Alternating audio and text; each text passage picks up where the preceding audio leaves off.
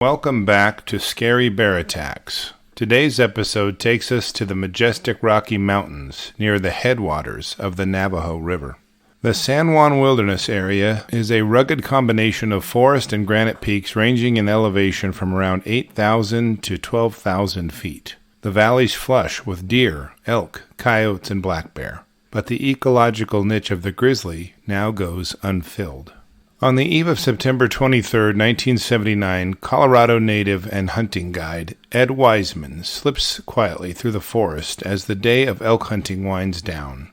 Ed thinks of himself as a bit of a throwback mountain man who enjoys living as close to nature as he can get. That is why he enjoys archery hunting. It beckons to something primordial in his spirit. Mike Neatery is the 25-year-old hunting partner of Ed and is about 300 yards from his hunting partner looking for an elk. The Kansan handles the steep terrain well and enjoys their time in the mountains. He glances ahead and sees what he thinks is a large black bear. The bear lifts its nose to the breeze and gets a good sniff of Mike and heads down the draw toward Ed. Ed hears a rustling in the bushes nearby. As he turns to take a good look at what is making the bushes shake so much, a 400-pound female grizzly erupts from the bush and steams toward him. He immediately recognizes her as a grizzly, but knows they haven't been observed in Colorado in over 27 years. The sow closes the short distance before Ed can do anything other than drop to the ground and pretend to be dead. This is what the textbooks and professionals say to do, after all. He thuds to the ground, but apparently this bear is not fooled by his acting performance. She immediately clamps her jaws onto his right leg and bites over and over several times, tearing his pants, skin, and flesh severely. Next, she bites into his right shoulder with her 2.5-inch canines, puncturing tissues to the bone and creating massive wounds wherever she bites. Ed feels his flesh being torn, and the pain is electrifying. When the sow continues the attack for more than a few seconds, he realizes he may need to fight for his life. As the rage of her attack continues, Ed takes inventory of any possible weapons in his area. He's an avid bow hunter and does not carry a firearm, and bear spray is still being developed. He looks to his left and sees his arrows, now knocked from his quiver, laying on the ground within arm's reach. They are good and sharp from the time he spent sharpening before he left camp this morning.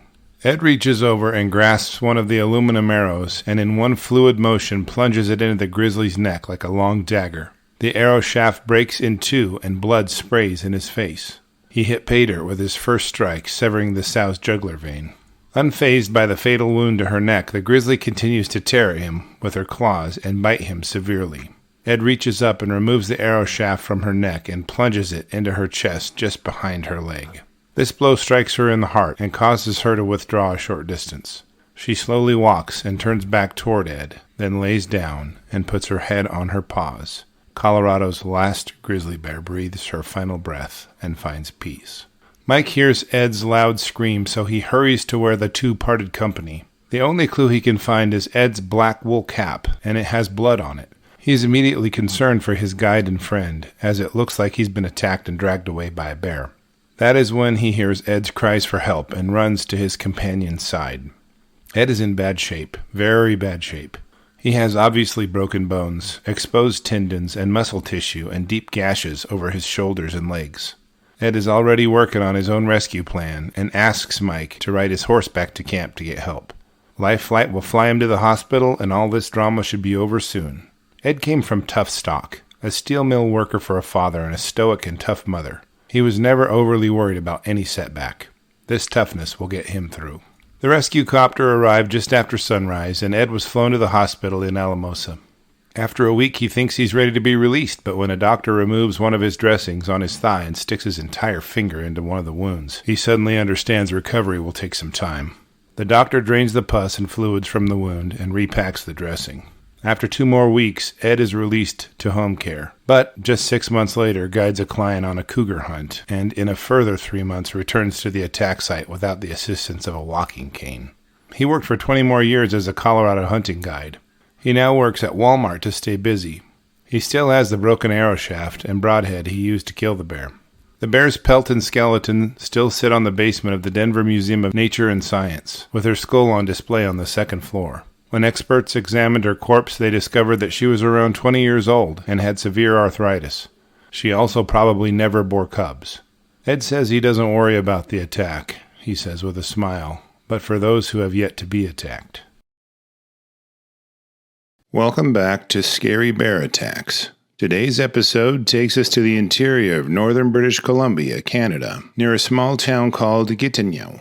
The mountains tower above a mile high at their peaks, and the valleys between them are broad and heavily forested. In most of these broad valleys, tangles of willow, alder, and tall grasses screen elk, deer, moose, and woodland caribou. You may even see American bison browsing on grasses, munching their way across meadows. Predators include cougars, wolves, coyotes, and black and brown bears stalk the riparian zones to surprise their prey. It is in this setting that our episode takes place today. On June 26th of 2019, 54-year-old Alex Woods was walking alone near Gixon Village, just a few miles from his village, Gatineau. He was a forest pathologist and was going to check tree roots for a disease known as armillaria root disease in old-growth stands of forest. Alex was a lean-built man who wore his silver beard trimmed short. He had the GPS coordinates all entered into his device, but was an old-school type of guy, so he took a heading and hiked in the general direction. He had spent the last few decades in the deep woods and routinely hunted and floated the rivers. As he walked through the foliage, he noticed a freshly broken stem of a fireweed plant. Knowing this doesn't happen unless a large animal has passed by, he took mental note to pay attention to his surroundings. He began yelling, "Yo, bear," repeatedly to let anything that was around him know he was there. He didn't want to end up in a close-range standoff with a moose, let alone a surprised bear. A few hundred yards into his journey, Alex came up on a steep slope covered in hemlock and balsam fir, burned from a wildfire a year or two before, and was open consequently. The small creek at the bottom refreshed plants and animals alike along its banks. Given the noise from the creek, Alex decided to raise his voice while yelling "Yo, bear" as he descended the bank. Just beyond halfway down the slope, he saw some morel mushrooms and plucked a couple for his dinner later. After he picked up the mushrooms and stood, he noticed a black bear running directly at him. It wasn't grunting or growling. The bear didn't have any drool dripping from its lips. It simply sped toward him as if it were going to run straight past him. It closed from about 100 feet when he first saw it and quickly climbed the steep slope toward him, so fast Alex wasn't sure what he could do. Alex quickly maneuvered himself behind a small tree, with a tree laying at its trunk, and began yelling at the bear. He reached his hand into his vest and pulled out his bear spray, figuring that one blast from it would probably send the bear scampering in the other direction. The cap on the bear spray was stuck, and he fumbled with it, trying to get it to function as the bear approached him. The next thing Alex knew, he saw a huge bear head with its mouth wide open and ready to bite into his abdomen. One thing Alex had working for him was the steep slope he was climbing down. As the bear labored up the slope, its head happened to line up for a perfect defensive strike from Alex. He yelled again, then mustered his bravery and kicked the bear as hard as he could, right in the jaw. Between Alex's kick and the steepness of the slope, the bear slid back down the slope several feet. It then began to run around the tree to get at him. As the bear approached him again, Alex yelled louder and kicked it in the head as hard as he could one more time. This really rattled the bear, as it ran to a nearby tree and climbed several feet up and stared at Alex. The man was hoping that this encounter was coming to an end after the brief struggle, but in the world of bears, struggle is always a part of survival. Whenever Alex went into the woods, he carried his father's hatchet strapped into a pocket of his work vest, right near his bear spray. He had always felt it was a good tool to have handy in a pinch, and he was absolutely right this day. After a short staring session, the bear slowly clawed its way back down the tree. As it did so, Alex reached into the pouch on the back of his work vest and pulled out his father's hatchet. He was hoping the bear would take this moment to run away, but the bear quickly dashed toward him, again to attack with more vigor this time. Alex swung the hatchet with grim intention and sank its sharpened bit deeply into the bear's head. The bear immediately slumped over and rolled down the slope. It laid on its back, but was still breathing. Alex knew better than to believe his eyes when it came to bears, as they are known for quickly regaining their feet and killing people. He was protected, standing behind the tree in the deadfall, and didn't want to give that spot up without certainty. After several minutes of observing the bear, he decided to scramble back up the slope and put as much distance between him and the bear as he could. Alex kept his eyes on the bear as he backed up the slope, then headed directly to his truck. He was still very frightened and continually checked over his shoulder every few steps as he went. Visions of the bear rolling over and regaining its feet drove him to quicken his pace until he entered the cab of his truck. Once Alex returned to town, he called up the British Columbia Conservation Officer Service and relayed the unbelievable story to them. Investigators headed up to the location and found the bear was still alive, but just barely. The bear was immobilized by the hatchet blow as its skull was opened up. As a humane gesture, the officers put the bear down and ended its headache better than aspirin.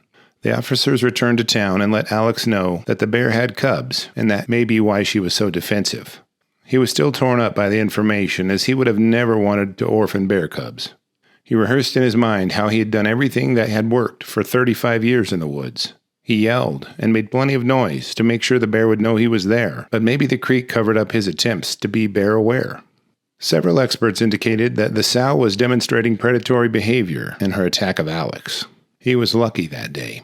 The officers examined the sow and found her to be healthy and even on the larger side for bears in the area, weighing in at just under 200 pounds. Alex noted that streams were lower this year than previous years, and that may be an indicator of ecological distress in the area. As a warning to other people who visit the woods, Alex says, "You have to make sure to keep your bear spray handy. It won't do you any good if you don't know how to use it or can't quickly access it." He laments that if he'd been able to use his bear spray, perhaps this sow and her cubs would still be alive. Alex says that when he goes into the woods from now on, he will change his approach. He's used to hunting by himself, but isn't so sure anymore. He's concerned that the intensity and danger of this confrontation will stay with him for quite a while. After reviewing the details of this episode, I have a few questions for you. Do you think that the bear was trying to prey on Alex, or did she have other motives? Why weren't her cubs anywhere near her during the attack? Do you think Alex's attempt to alert nearby animals instigated the attack? I wonder what the officers did with her cubs after putting her out of her misery. I enjoy reading your comments, so please post them below and let's talk about it. Welcome back to Scary Bear Attacks. Today's episode takes us to southern Siberia, to a province in the Russian Federation called Tuva. This area is poverty-stricken and is renowned for its crime and drug abuse. The temperature here can drop to minus 80 degrees in the winter and soar to over 100 degrees in the summer. The Siberian larch, laurel leaf poplar, and the Scots pine are among the tallest trees here, and kites and kestrels hunt the chi and tufted hair grasses. A few of the common animals here are wolves, snow leopards, mountain sheep, antelope, reindeer, and brown bears. It is in this wilderness setting that our episode takes place. On June 1st of 2019, 29-year-old Nikolai Ergot was headed out into the wilderness near his hometown of Kut with several of his friends to gather horns and antlers that were shed by animals in the winter. Some of the animals that died in the winter would leave behind their horns that could be sold on the black market for money. This activity required a permit issued by the local government, but Nikolai and his friends declined to purchase theirs, as it bit into their profits. In his everyday life, Nikolai was a school caretaker and happy father of 2 sons and 1 daughter he was raising with his 25-year-old wife, Ida. Given the condition of the local economy, Nikolai and his friends couldn't afford firearms, nor bear spray. They didn't even bother bringing knives along with them. They weren't planning for any confrontations in which they may need them, and wouldn't be long in the woods. They'd planned a quick trip and to return to their families by nightfall with their haul. Shortly after arriving at the area they planned to search in, they began to spread out and looked in their own spots for antlers and horns. As Nikolai walked around for a few hours, he began to push his way through some dense brush. He emerged on the far side of the bushes and glanced up. His eyes widened as a massive brown bear filled his vision, glaring at him. The bear was just a few yards away, and Nikolai had walked nearly right up beside the giant bear, which was estimated to weigh around 1,000 pounds. As soon as their eyes met, the bear flung itself toward the man, letting out an ear-shattering roar as it came. Nikolai clenched his fists and yelled at the bear as it advanced, hoping the bear would bluff charge him, then run away. But if bears operated on our hopes or expectations of them, we would all be safe when we encountered them. The bear didn't bluff charge, but opened its mouth wide and reached out for his arm. Nikolai instinctively punched the bear in the head, but this didn't even make the bear flinch, as it immediately bit onto his forearm and leapt on top of him. The bear quickly bit into his abdomen and tore at his flesh, then moved up to his chest and ripped flesh there. He was careful to point out whenever he relayed this story that the bear never clawed him, but exclusively used its powerful jaws. It apparently wanted to devour him immediately. While being savaged by the angry bear, Nikolai didn't smell anything. He didn't feel anything during the attack. He began to lose any regard for his own life, but thoughts of his children and wife flashed through his mind. He loved them so much and didn't want them to be without him. After the bear bit at his chest, it changed its savage focus to his head. It clamped its massive jaws onto his skull and began tearing his scalp just above his left forehead. One of its canines punched into his left eye orbit, tearing its flesh from the middle of his eyelid back a few inches toward his temple. At that point, Nikolai opened his eyes, and his entire visual field was filled of the bear's huge gleaming teeth closing over the width of his face. As the bear bit into his face, he felt enormous pain shoot through his body like electricity. The man instinctively tensed up in preparation for the pressure of the bear's jaws, and as he did this, he clenched his jaws. The pictures of his wounds are too graphic for YouTube and have been uploaded to our Patreon link, linked below the video. But I warn you, they are not for anyone with a weak stomach. Suddenly the bear roared loudly and ran quickly through the forest away from Nikolai. He continued to roar in a distressed way as he fled. Nikolai's focus now returned to himself and his wounds. His mouth felt strange, and he was certain his lips were torn off and now inside of his mouth, as he could feel his mouth was full of something. He began to move his jaws and felt a chunk of meat moving around in there. He grows certain he's bit off his own tongue in the melee and sits up to spit it out. As he disgorges whatever's in his mouth onto the dirt, he can feel his tongue still in his own mouth. He quickly examines the foreign flesh and realizes he'd somehow bitten a big chunk of the bear's tongue off while it was attacking his face. He observes the severed bear tongue on the ground, now losing its color due to lack of blood flow, and would later describe it as white. Nikolai is shaking from the adrenaline and stress of the event as he checks himself over and assesses his wounds. Between the bear roaring and Nikolai calling for his friends, it doesn't take long for his party to emerge from the brush and gather at his side. The other men organize an impromptu litter and load their friend on top of it for the trip back to their vehicle. Nikolai is quickly transported to the hospital in the capital city of Kyzyl, 90 miles away, where he spends the next month convalescing apart from his family. While being treated with preventative medicines to ward off infection, Nikolai expresses that he misses his wife and children. While in the hospital, a skin graft was taken from his arm and set on his forehead to help it heal quicker. Upon hearing about his harrowing fight with the bear, his wife Ida broke down into tears and was angry with him for going to such a remote and dangerous place. Nikolai is heralded as a local hero by members of his village, but he expresses regret at his scars and the damage done to his left eye during the attack. He reports that he's ashamed to walk down the street as people stare at his scars. His left eye is still not functioning correctly and may never. His neighbors think of him as a hero, but he maintains that he did what he had to do to survive. After gathering and analyzing this information, I'm left with a few questions. Do you think Nikolai would have survived the bear attack if he hadn't bitten the bear's tongue off? Why do you think the bear didn't rake him with his claws? Do you think a firearm or bear spray would have made any difference in this attack? Why did Nikolai describe the bear's tongue as white-colored? Was the bear diseased in some way? It will be great to read your thoughts in the comment section below, so post your ideas and let's talk about it.